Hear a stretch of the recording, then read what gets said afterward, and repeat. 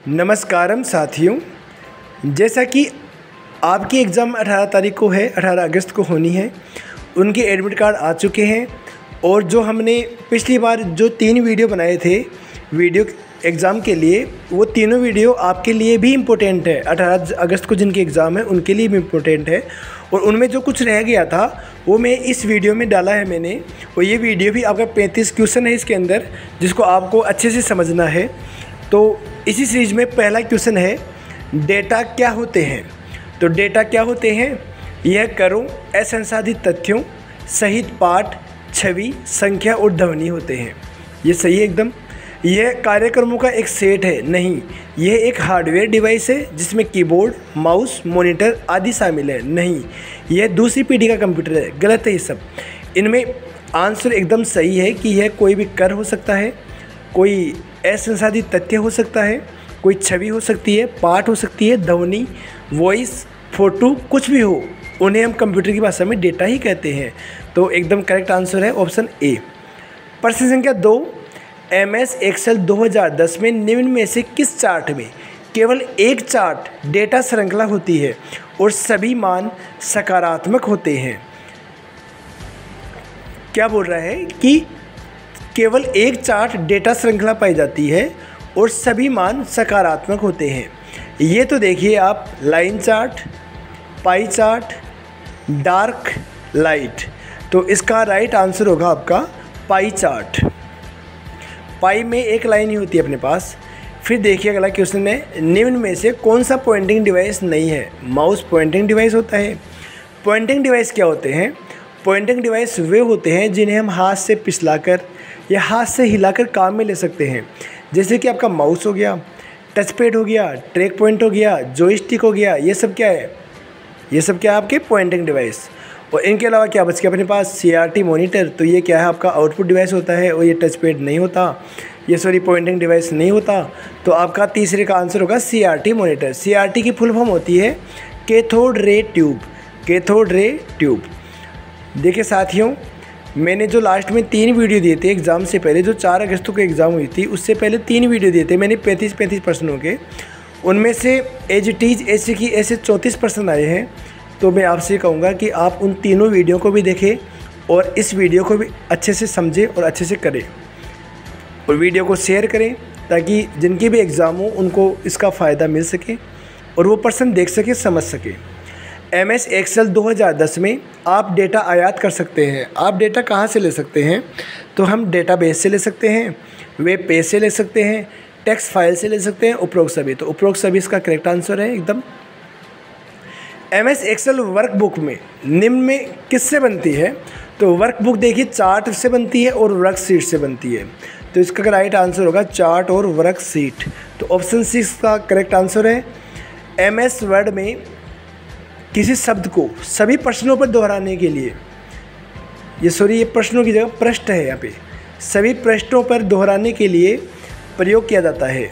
किसका प्रयोग किया जाता है? सभी पृष्ठ पर। किसी शब्द को आपको हर प्रत्येक पृष्ठ पे देना है तो उसके लिए हम यूज़ करते हैं हेडर और प्रिंटर का। हेडर और प्रिंटर क्या होते हैं? हेडिंग देने के लिए हेडर का यूज़ करते हैं जो पेज के शीर्ष में होता है, और फुटर होता है पेज की नीचे की तरफ, यानी कि बॉटम के अंदर, बॉटम में आता है आपका फुटर, जो एक पेज पे लगाओगे आप तो जितने भी डॉक्यूमेंट में आपके जितने भी पेज हैं उनमें सबके साथ वो प्रिंट होके आएगा। तो वो होता है आपका हेडर और फुटर। तो इसका राइट आंसर होगा हेडर और फुटर। फुटनोट क्या होता है? फुटनोट होता है, जैसे मैं इस पेज पे काम कर रहा हूँ तो इस शब्द का कोई अर्थ नहीं है, तो यहाँ पे जैसे घा दे दिया अपन को एक, और इसके नीचे लिख दिया कि एक का आंसर ये होता है, यानी कि इसका शब्द का शाब्दिक अर्थ ये होता है, वो होता है फुटनोट। यानी कि जिस पेज पे काम कर रहे हैं उसी पेज के नीचे की ओर कोई नोट होता है किसी शब्द के बारे में, उसे कहा जाता है फुटनोट। एंड नोट होता है, जैसे कि यहाँ पे अपन काम कर रहे हैं और इसमें मान लो ये 12 पेज, इसमें कितने पेज है? पूरी फाइल में 12 पेज है। तो 12वें पेज में इसका कोई नोट मिल रहा है, इस शब्द का 12वें पेज में हमें नोट मिल रहा है, तो वो हो गया आपका एंड नोट। यानी कि जब आपका पूरा टॉपिक ख़त्म हो जाएगा उसके बाद में आपको नोट मिल रहा है तो वो होता है आपका एंड नोट। फुट नोट उसी पेज पे आता है। हेडर और फुटर हर पेज पे प्रिंट होके आते हैं।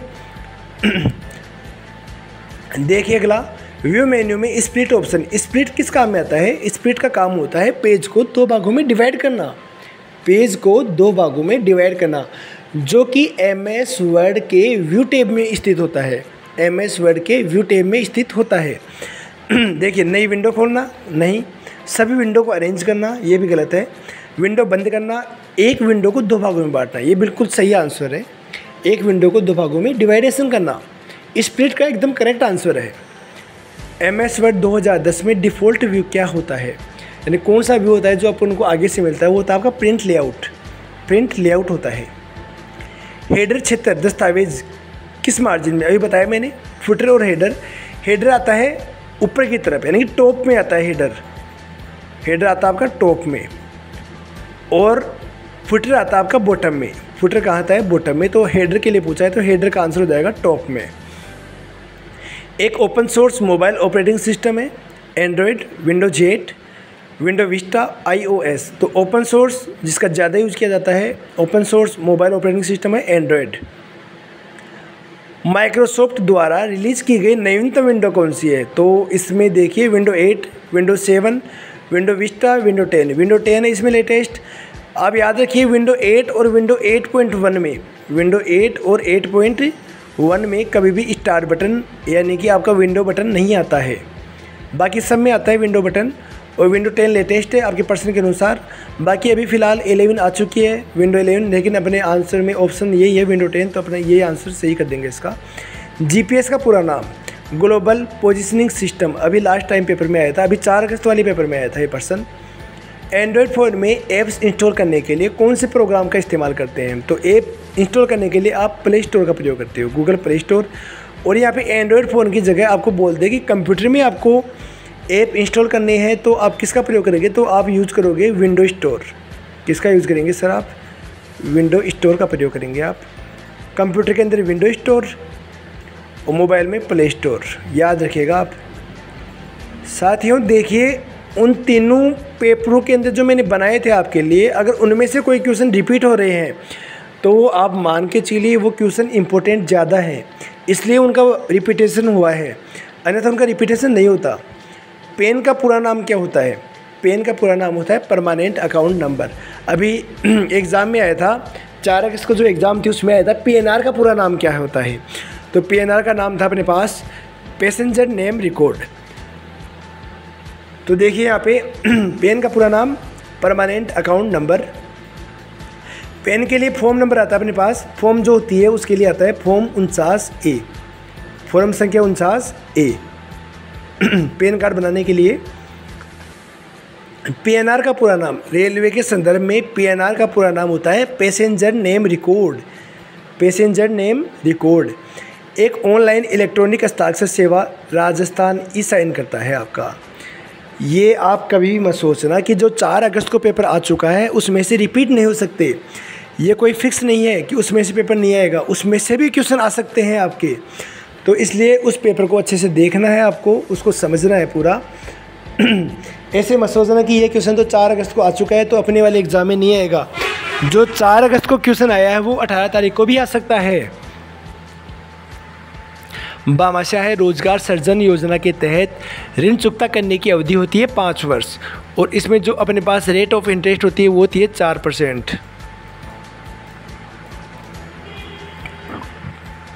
राजस्थान सरकार ने किस माध्यम से नागरिकों के सभी विभागों की सेवाओं तक पहुंच को सरल बनाने के लिए एक पहल की है, वो की है आपकी SSO ID, SSO के तहत की है सिंगल साइन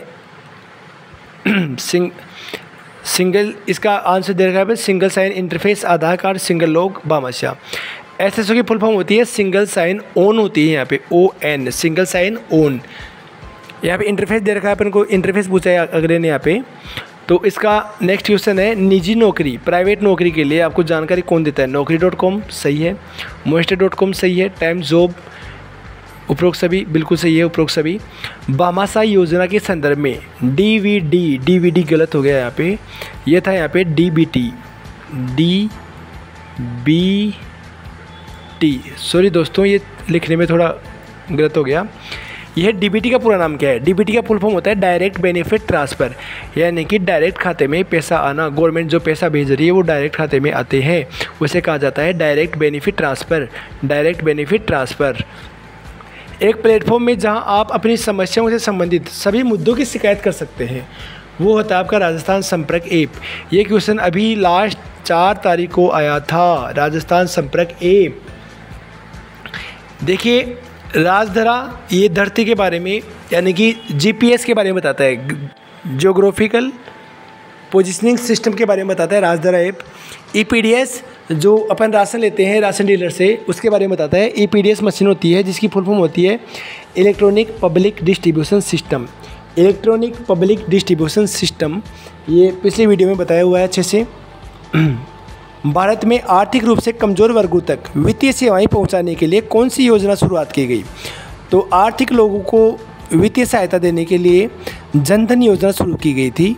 जनधन योजना जो अगस्त 2014 में चालू की गई थी। इसका उद्देश्य क्या था? देखिए अगस्त 2014 में आई थी आपके पास भामाशाह योजना। उसके बाद में 2019 के अंदर आई आपके पास जनधन योजना, जिनका उद्देश्य था कि लोगों को आर्थिक रूप से सहायता देना। वह दुर्घटना बीमा योजना ये आदि सब प्रदान कराना इसका जनधन योजना का मुख्य उद्देश्य था। इसके अलावा एक एप्लीकेशन प्रोग्राम जो हमारे कंप्यूटर को वायरस और बाहरी हमलावरों से बचने का काम करवाता है। कोटाना तो सर्च इंजन की तरह काम में आता है। एंटीवायरस ये इसका सही आंसर है। वायरस तो बीमार करता है, उपरोक्त सभी नहीं होगा, तो इसका करेक्ट आंसर होगा एंटीवायरस। कोटाना के लिए आंसर आएगा कि जिसमें आप बोल करके कुछ सर्च कर सकते हो, तो उसमें काम में आता है कोटाना। याद रहेगा सोना जी। देखिए अगला क्वेश्चन 24वां क्वेश्चन, पैनल मॉनिटरिंग में के संदर्भ में एलईडी आती है एक, तो एक आता है एलसीडी। तो एलईडी की फुल फॉर्म पूछा आपसे, तो एलईडी की फुल फॉर्म होगी light emitting diode. Light emitting diode. दूसरा आता है आपका LCD, liquid crystal display. Liquid crystal display, LCD की फुल फॉर्म होगी लिक्विड क्रिस्टल डिस्प्ले। मेमोरी का वह भाग जो हर सेकंड कई बार रिफ्रेश होता रहता है, तो वो होती है आपकी डायनामिक रैम यानी गतिशील मेमोरी। डायनामिक रैम, गतिशील मेमोरी। विंडो 10 में कौन सा ब्राउज़र इंटरनेट एक्सप्लोर के स्थान पर रिप्लेस किया गया? विंडो 10 में इंटरनेट एक्सप्लोर की जगह पे माइक्रोसॉफ्ट एज को लाया गया। माइक्रोसॉफ्ट एज को लाया गया। ये देखिए सभी के सभी क्या हैं आपके पास? वेब ब्राउज़र्स हैं। ये क्या है? Web browsers. ये 4 वेब ब्राउज़र है। एक ये आपके पास इंटरनेट एक्सप्लोर। 5 वेब ब्राउज़र है, 5 के अलावा आपके दे नहीं देखा कोई भी। तो इंटरनेट एक्सप्लोर था पहले विंडो 10 से पहले। विंडो 10 के अंदर इंटरनेट एक्सप्लोर को हटा दिया गया और माइक्रोसॉफ्ट एज लॉन्च किया गया। कौन से कंप्यूटर की विशेषता नहीं है? तो उच्च भंडारण क्षमता, विविधता, गति, बुद्धि का भाव। बुद्धि तो होती ही नहीं है कंप्यूटर में। निम्न में से कौन सा सॉफ्टवेयर कंप्यूटर हार्डवेयर को चलाता है? वह अन्य सॉफ्टवेयर चलाने के लिए एक मंच प्रदान करता है, यानी कि पूरे कंप्यूटर सिस्टम को चलाता भी है और अन्य सॉफ्टवेयर को चलाने के लिए कहता है कि भाई आप आओ और काम करो। तो वो था आपका ऑपरेटिंग सिस्टम, जो एप्लीकेशन सॉफ्टवेयर को चलाने के लिए बुलाता है। इसके अलावा एप्लीकेशन सॉफ्टवेयर का दूसरा नाम होता है end user program. End user program. Application software user अपने हिसाब से यूज़ करता है। अगर ज़रूरत हो तो यूज़ करो, नहीं तो मत करो। जैसे कि आपका फेसबुक हो गया, फेसबुक की ज़रूरत है तो आप इंस्टॉल कर लो। अगर ज़रूरत ख़त्म हो जाती है तो उसको अनइंस्टॉल कर दो। वो सब होते हैं आपके एप्लीकेशन सॉफ्टवेयर। ऑपरेटिंग सिस्टम में आ गया आपका, जैसे प्ले स्टोर हो गया, नेटवर्क आ गया, सेटिंग्स हो गई, ये सब आते हैं ऑपरेटिंग सिस्टम के अंदर। कुछ खरीदने व बेचने के काम में आने वाली साइटों को ई कॉमर्स वेबसाइट कहा जाता है। E commerce website. Social networking में आते हैं फेसबुक वगैरह, जिसमें अपन दोस्तों से बात कर सकते हैं। एंटरटेनमेंट मनोरंजन वाली हो गई। कौन सा पेंटर अच्छी गुणवत्ता वाली वेक्टर ग्राफिक्स को छापने का काम करता है? तो अच्छी गुणवत्ता का नाम आ जाए, सबसे अच्छी गुणवत्ता, तो उसका आंसर होगा प्लॉटर। तो इसका आंसर होगा प्लॉटर। फिर देखिए कंप्यूटर को ऑन करने की प्रक्रिया क्या कहलाती है? कंप्यूटर को ऑन करने की प्रक्रिया बूटिंग कहलाती है। कंप्यूटर को बूट करना कहलाता है। और वार्म बूटिंग होती है रीस्टार्ट करना। रीस्टार्ट करने को कहते हैं अपन वार्म बूटिंग। याद रखिए, ये भी पूछ सकता है। निम्न में से कौन सा आउटपुट डिवाइस का उदाहरण है? आउटपुट डिवाइस का उदाहरण होता है स्कैनर, प्लॉटर, कीबोर्ड। प्लॉटर है अभी कीबोर्ड का क्वेश्चन आया था फंक्शन कीज का 4 अगस्त को, तो यहाँ से क्वेश्चन आता ही है। आप याद करें कीबोर्ड का अच्छे से, कोई ना कोई क्वेश्चन मिल ही जाएगा आपको देखने के लिए। ग्राफिक्स टैबलेट ये भी इनपुट है। स्कैनर, कीबोर्ड और ग्राफिक टैबलेट इनपुट डिवाइस है। प्लॉटर आपका आउटपुट डिवाइस है। अभी क्वेश्चन आया था ऊपर। फिर देखिए प्रधानमंत्री जनधन योजना की शुरुआत अगस्त 2014 में चालू की गई थी। अगस्त 2014 में चालू किया गया था। प्लास्टिक का कार्ड है जो ग्राहक को उधार खरीदने की सुविधा प्रदान करता है, उसे हम क्रेडिट कार्ड कहते हैं। डेबिट कार्ड में तो अपने पास पैसे होने चाहिए कार्ड के अंदर पहले। नैनो ऐसे कौन सा वेब ब्राउज़र का उदाहरण है? अभी क्वेश्चन आया था ऊपर वेब ब्राउज़र्स जो इंटरनेट एक्सप्लोरर की जगह पूछा था अपन से। तो इसमें देखिए गूगल क्रोम है आपका, सफारी है, मोजिला फायरफॉक्स है, उपरोक्त सभी इसका करेक्ट आंसर होगा। देखिए दोस्तों ये 35 क्वेश्चन है जो मैंने 3 वीडियो दिए लास्ट में, उसमें दिखा हुआ है series part first, part second, part third और ये पार्ट 4 है। इन 4th पार्ट के अलावा आपके पास कोई भी एग्ज़ाम में क्वेश्चन नहीं आएगा, आप बेफिक्र होकर पढ़िए अच्छे से। और मुझे कोई लगेगा तो मैं एक वीडियो और निकाल दूंगा आपके लिए अलग से। इसके अलावा आप एक्सेल का अलग से वीडियो दिया हुआ है, उसको देख सकते हो, पहले का वीडियो है पुराना। आप विश्वास कीजिए इनके बाहर नहीं आएगा। मैंने 4 अगस्त को भी कहा था, 4 अगस्त वाली जो एग्ज़ाम थी उससे पहले भी कहा था कि इन तीनों वीडियो से आपको क्वेश्चन बाहर मिल जाए तो मुझे बता देना। सिर्फ एक क्वेश्चन ऐसा था जो आपकी बौद्धिक क्षमता पे आया था, बाकी 34 क्वेश्चन एज ए टीज पेपर में जो मैंने डाले थे वैसे के वैसे सबके आ रहे हैं आपके पास। जो भी लास्ट वाला 3rd वीडियो था उसके अंदर से तो पूरे में से पूरे क्वेश्चन आ रहे हैं आपके पास। हाँ 27 से 28 क्वेश्चन उसमें से मिले हैं, बाकी 5-6 क्वेश्चन अदर वीडियो में ऐसे आए हैं, उन लास्ट के 2 वीडियो में से आए हैं। तो मैं तो यही कहूँगा कि आप उन चारों वीडियो को अच्छे से देखें, आपके लिए बहुत उपयोगी है चारों video. Thank you, best of luck. मैं कोशिश करूँगा इनके अलावा कोई भी क्वेश्चन अगर बच रहा हो तो उसे ऐड करूँ मैं और उसका जल्द ही वीडियो बनाऊँ, आपका बुधवार तक आ जाए वीडियो आपका। ठीक है दोस्तों, धन्यवाद।